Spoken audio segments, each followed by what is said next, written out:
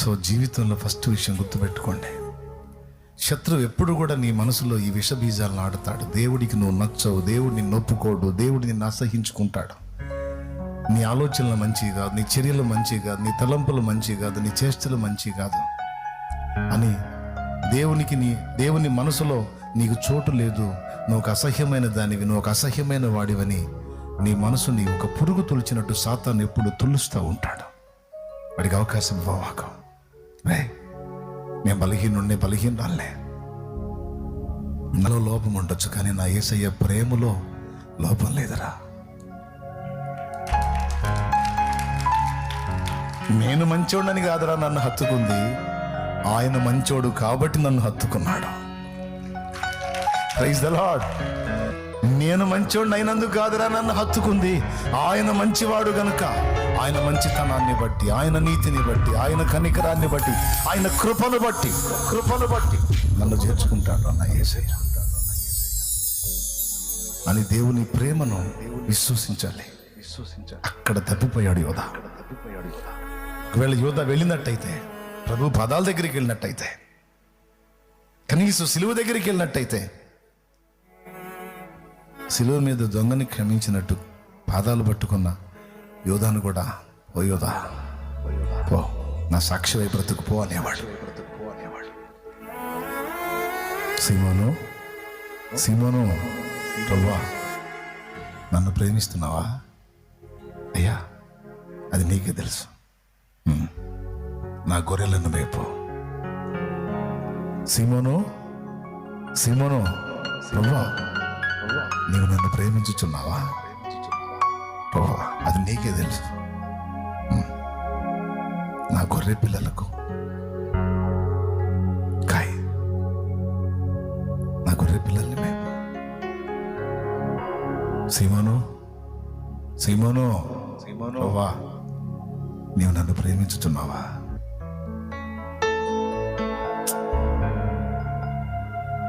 అబద్ధాలు ఆడానని పొడుస్తున్నాడేమో, 3 సార్లు అబద్ధం ఆడాక ఆయన ఎరగనని అందుకు గుచ్చుతున్నాడేమో. ప్రభువా అది నీకే తెలుసు నాయన, అది నువ్వే ఎరుగుతావు. నేను నిన్ను ప్రేమిస్తున్నాను. నా గొర్రె పిల్లలను వేపు, నా గొర్రెలను వేపు, గొర్రెల్ని గాయ. 3 పనులు 3 సార్లు.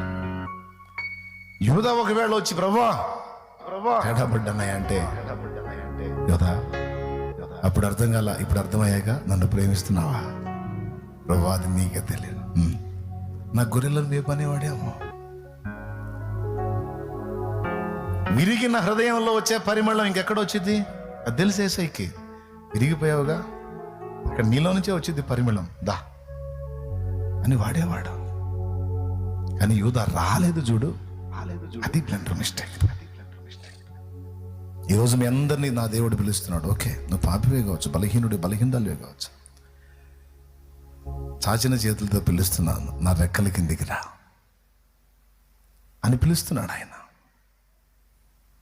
ఇక్కడ ఆయన ప్రేమను శంకించక, అనుమానించక ఆయన రెక్కల కిందికి పరిగెత్తుకుంటూ రావాలి.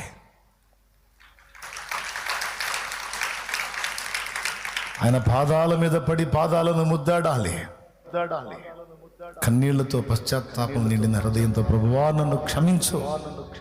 నువ్వు క్షమించుటకు ఐశ్వర్యవంతుడు, ప్రేమ కలిగిన వాడు అని ఈ రిహార్సల్ అంతా నువ్వు ఓపెన్ చేయకముందే ఆయన నిన్ను లేవనెత్తి ఆయన గుండెకు నిన్ను హత్తుకోపోతే అప్పుడాడు.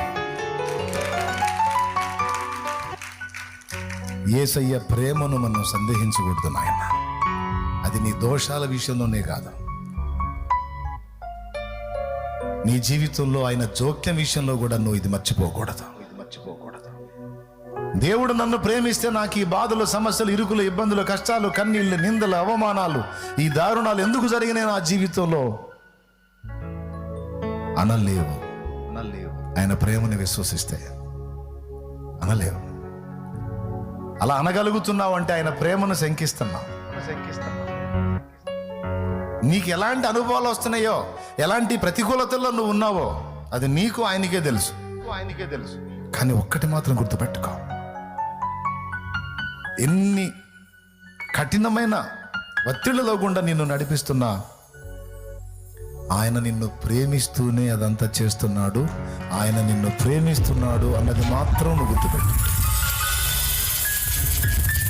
ప్రేమను బట్టే నింద, ప్రేమను బట్టే అవమానం, ప్రేమను బట్టే శ్రమ, ప్రేమను బట్టే అగ్నిలో నిప్పులలో నీ నడక.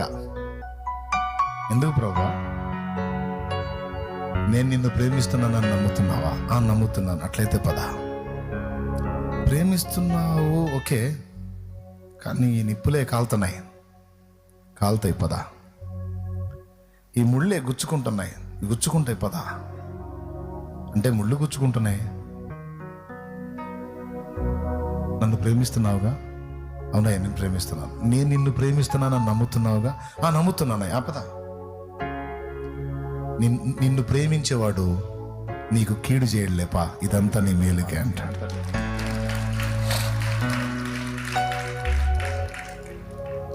నీ కీడు కోసం కాదు, నీ మేలుకే పా.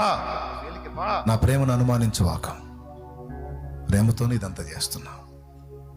నాకే అర్థం కావట్లేదు ప్రభా. అర్థమైంది, కొంచెం ముందుకు సాగు. కొంచెం ముందుకు ప్రయాణం చేసినాక అప్పుడు అర్థమైంది. అప్పుడు ఏడవటం, పశ్చాత్తాపడి దేవుని క్షమాపణ కోరటం నీ వంతు అయితే.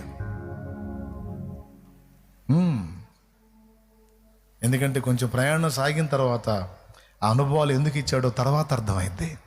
అర్థమైనప్పుడు ఇంత నా గురించి ఆలోచించి ఇదంతా ఏర్పాటు చేసావా? ఎందుకయ్యా నన్ను ఇంత ప్రేమించావని నువ్వు అనకపోతే అప్పుడు అడుగు. ఎంతమందికి అర్థమైంది తమ్ముడు?